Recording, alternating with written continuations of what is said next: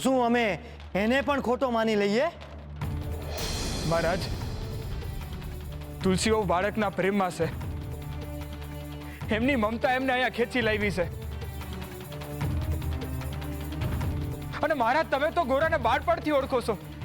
જે માણસ કોઈ મરતાને મર ના કહી શકે, એ કોઈ બાળકની હત્યા કરી શકે? માણસનો ભૂતકાળ જોઈ એના વર્તમાનનો અંદાજો ન લગાવી શકાય. આક્રોશ અને ઈર્ષ્યા કોઈ પણ સજ્જન પાસે દુર્જન ક્ષમા કાર્ય કરાવી શકે છે. મહારાજ, ગોરા તો ભક્તિના પાણીએ નાય છે. એને આવા દુર્ગુણો તો અટકીએ ના હકે. એટલે તું એમ કહેવા માંગે છે કે ગોરાએ એના બાળકને ખૂંદ્યો જ નથી? ખૂંદ્યું છે.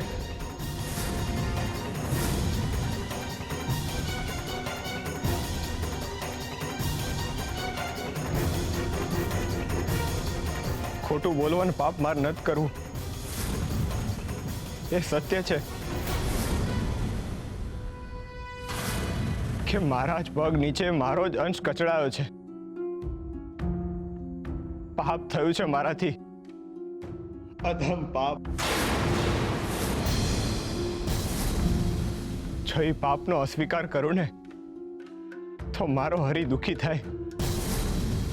મારી તુલસી આજીવન મને માફ ન કરે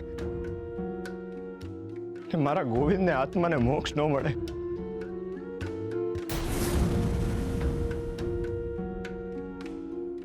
કેવો અભાગ્યો બાપ છું મહારાજ કે મારા કાળજાના કટકા સમાન એક રતનને હું વાંચવી ન શક્યો.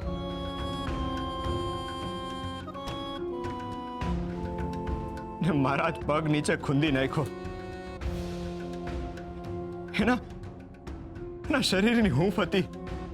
એને જ્યારે મેં પહેલી વાર હાથમાં લીધો ને ત્યારે મને એમ લાગતું હતું કે મારું હૃદય મારા હાથમાં છે.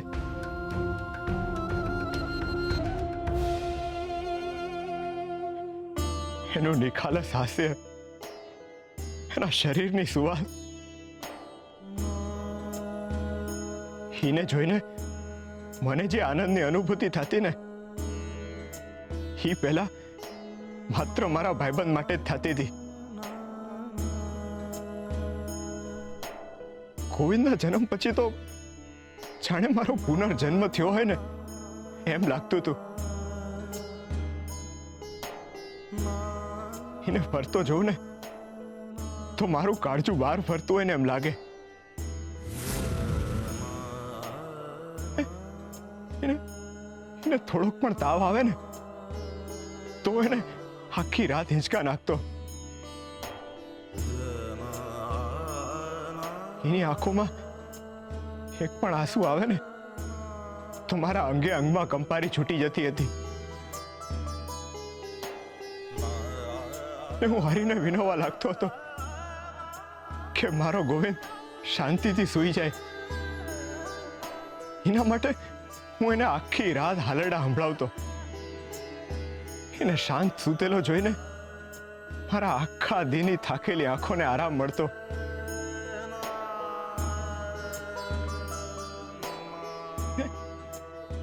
મને એમ મન થતું કે એને બસ જોયા જ કરું. જ્યારે હું એને હરે કૃષ્ણ બોલતો ને ત્યારે એ સાંભળીને કેવું મીઠું મીઠું હસતો. એ હાસ્યના ભડકારા તો હું આજીવન નહીં ભૂલી શકું.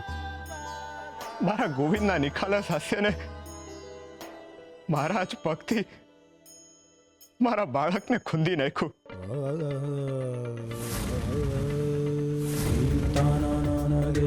આમ તો જી થાય છે એ હંતી હરીની ઈચ્છા મુજબનું જ થાય છે, પણ આ પાપ મારાથી થયું છે એટલે આ પાપનો દોષ હું હરીના માથે નહીં નાખું.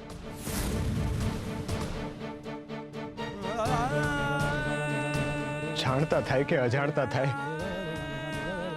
અપરાધ તો અપરાધ છે ને અપરાધની સજા હોય, માફી નહીં.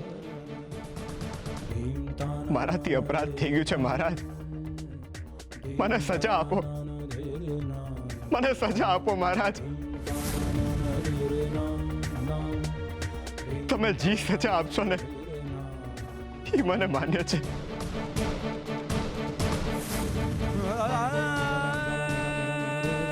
તને અપરાધની સજા માન્ય નહીં હોય તો પણ મળશે.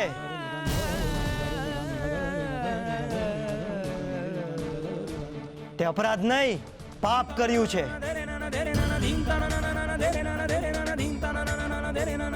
તે તારા બાળકની હત્યા કરી છે. હત્યારો છે તું, હત્યારો છે તું, હત્યારો છે તું, હત્યારો છે તું, હત્યારો છે તું, હત્યારો છે તું, હત્યારો છે તું. બેટા મારી વાત સાંભળ. ગોરા ભગત છે ને એની ભક્તિને ભક્તિ અને ભગત આ બંને શબ્દ ગોરા ઉપર સોંપતા નથી પિતાશ્રી. ઈશ્વરનું નામ પણ એની સાથે જોડવું એ મહાપાપ છે.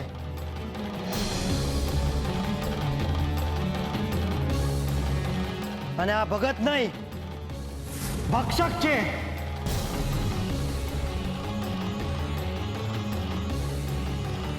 અને ભક્ષકને સજા મળવી જ જોઈએ. એને સજામાં મૃત્યુદંડ મળવો જોઈએ.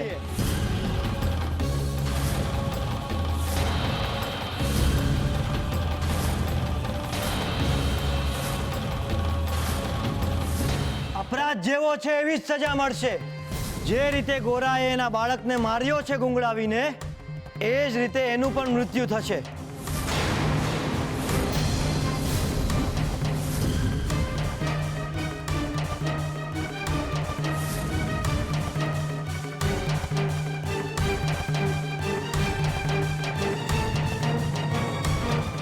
ગુંગળાઈને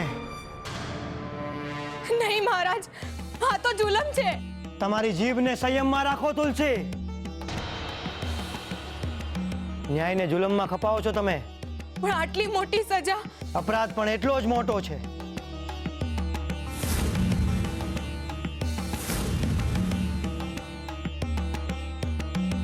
તો હું મારી ફરિયાદ પાછી ખેંચું છું.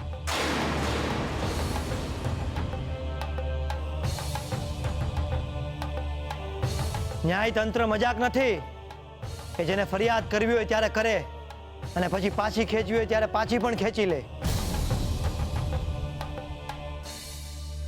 તમે ફરિયાદ કરી, તમારું કામ પૂર્ણ થયું. હવે અમારું કામ શરૂ થશે.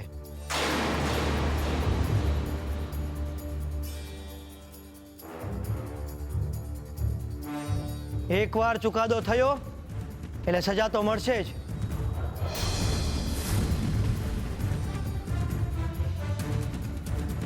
સિપાહીઓ અને ગામવાળા, સજાનો સમય આવી ગયો છે. હું ઈચ્છું છું કે તમે લોકો એને સજા આપો. બધાની સામે એને સજા આપો. તમે બધા પથ્થર મારી મારીને ગોરાનો અંત લાવી દો. ના મહારાજ, ના. એના શરીરમાંથી નીકળતા લોહીને જોઈને એટલે દરેક વ્યક્તિને સમજાઈ જવું જોઈએ કે યુવરાજના રાજમાં ન્યાય બધાને જ મળશે.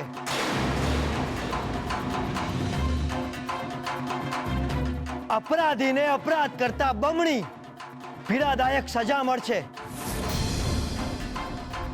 જાઓ અને પૂરો કરી નાખો ગોરાને.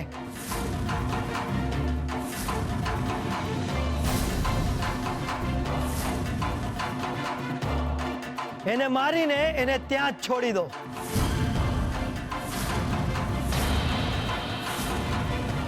તડપવા દો એને.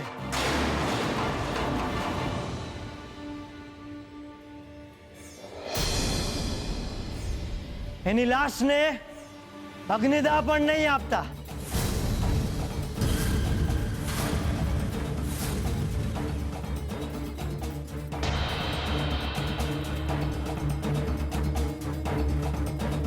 ત્યારે એને સમજાશે કે પોતાના દીકરાને ખૂંદવાની સજા કેવી હોય છે.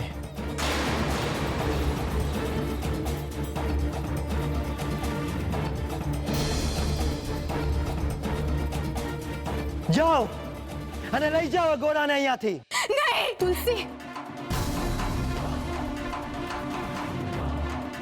તારા ગોવિંદને ન્યાય મળી રહ્યો છે.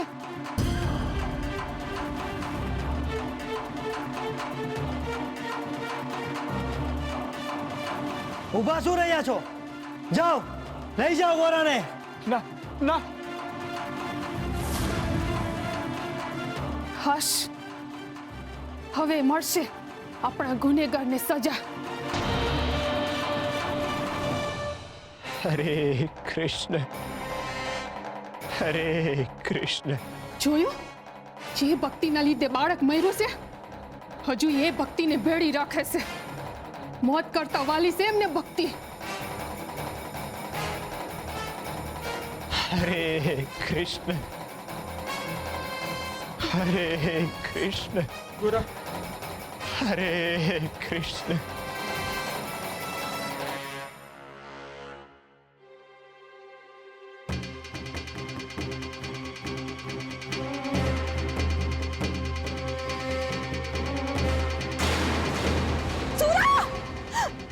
સુરા! અરે ભાઈઓ, કોઈ લઈ જાઓ, મદદ કરો સુરાને ઘરે. સુરા!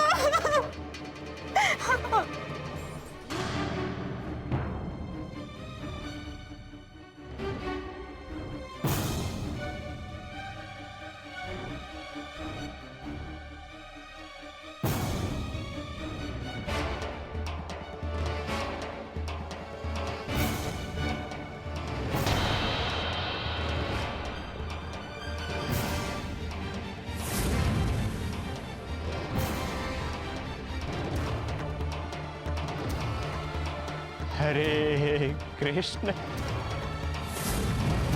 હરે કૃષ્ણ, હરે કૃષ્ણ, હરે કૃષ્ણ, હરે કૃષ્ણ. જેમ ગોવિંદની હાલત થઈ હતી એવી જ હાલત આ ગોરાની થાહે. હરે કૃષ્ણ, હરે કૃષ્ણ. નાથ, આ ક્યાંનો ન્યાય છે નાથ?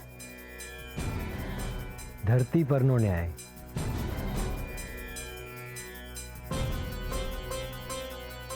નાથ, તમે જ કહ્યું છે ને કે તમારું નામ લેતા તો મુખ પણ બોલવા લાગે, પાંગડો ડુંગર ચડી જાય.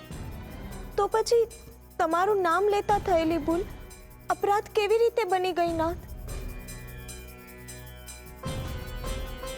ગોરાએ કરેલું કર્મ અજાણતા થયેલું છે. એનો ભાવ ખોટો નહોતો. એ તો શુદ્ધ ભાવ સાથે તમારી ધૂનમાં હતો. ના, મનુષ્યના કર્મની અંદર શું એમના વિચારોનું કોઈ મહત્વ જ નથી?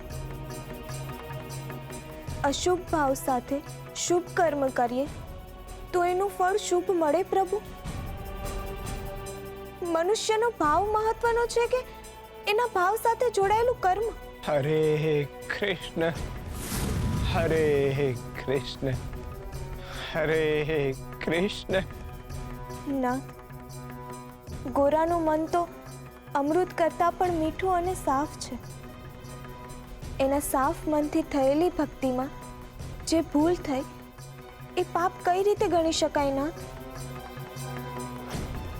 જુઓ ભગવાન, ગોરાને મળેલી સજા તમારા બીજા ભક્તો માટે ખોટો સંદેશો ફેલાવી રહી છે. વિચલિત ન થાવ રૂકમણી. ગોરાથી જે થયું છે એ થવા કાળ હતું, પરંતુ ઈર્ષ્યા અને સ્વાર્થની આગમાં સતત પોતાના હાથ શેકતા મનુષ્ય ક્યારેય એ વાતને સમજી નહીં શકે. પરંતુ એમની આગની ગરમીમાં ગોરા તો બળીને ભસ્મ થઈ જશે ને? શું એ લોકોની ઈર્ષ્યા ગોરાનો જીવ લઈ લેશે?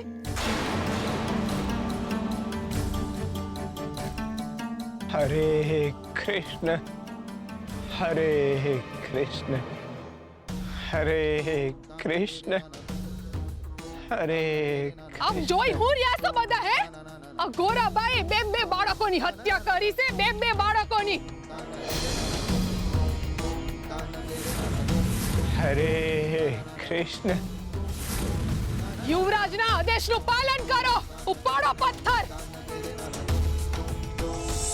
અને મારો. હરે કૃષ્ણ.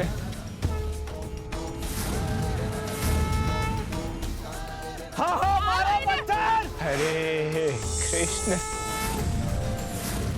રજા મોડવી જોઈએ.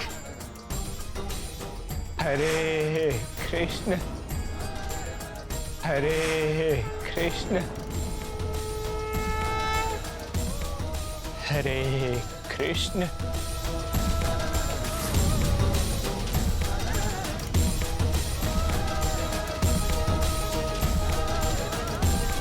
હરે કૃષ્ણ હરે કૃષ્ણ હરે કૃષ્ણ હરે કૃષ્ણ હરે કૃષ્ણ હરે કૃષ્ણ હરે કૃષ્ણ.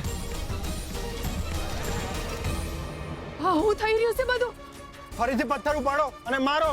હા હા, મારો. હરે કૃષ્ણ હરે કૃષ્ણ. અરે આ શું થઈ રહ્યું છે? પથ્થર કેમ નીચે પડી જાય છે? આ વચ્ચે શું આવી રહ્યું છે? અરે વચ્ચે કાઈ નથી આવી રહ્યું. થોડું જોરથી મારો તો વાગશે.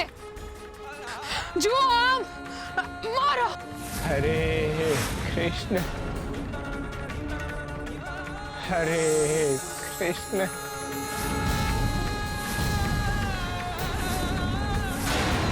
હરે કૃષ્ણ હરે કૃષ્ણ હરે કૃષ્ણ.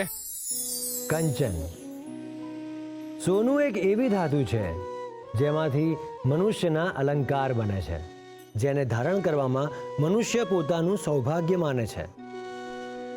સોનાનું મૂલ્ય પણ ઉત્તરોત્તર વધતું જ રહે છે અને એટલે જ કોઈ ગુણવાન મનુષ્ય માટે ઉપમા પણ એ જ અપાય છે કે સોના જેવો માણસ છે. પરંતુ શું સોનાથી પણ ઉત્તમ કંઈ હોઈ શકે? હા, સોનાથી પણ ઉત્તમ હોય છે સોનામાંથી જ બનતું કંચન. પરંતુ કંચન ભાગ્યે જ જોવા મળે છે. એનું કારણ એ છે કે કંચનને મેળવવા માટે સોનાને સંઘર્ષની ગરમીમાં તપવું પડે છે. અતિશય તપ્યા પછી જ સોનું બને છે કંચન. એ જ રીતે ગુણવાન મનુષ્યએ પણ જીવનના સંઘર્ષમાં તપીને પોતાના મૂલ્યોને ઉપર સુધી લઈ જવાના હોય છે. પોતાના સંસ્કારોને પરીક્ષાની એરણ પર ચઢાવીને પછી જ આવા મનુષ્યો સોનામાંથી કંચન બને છે. કંચન બનતા જ સોનામાંથી હંધી અશુદ્ધિઓ દૂર થઈ જાય છે. એ જ રીતે આપણે પણ આપણામાં રહેલા અવગુણોની અશુદ્ધિઓ દૂર કરીને કંચન જેવા બનવાનું છે.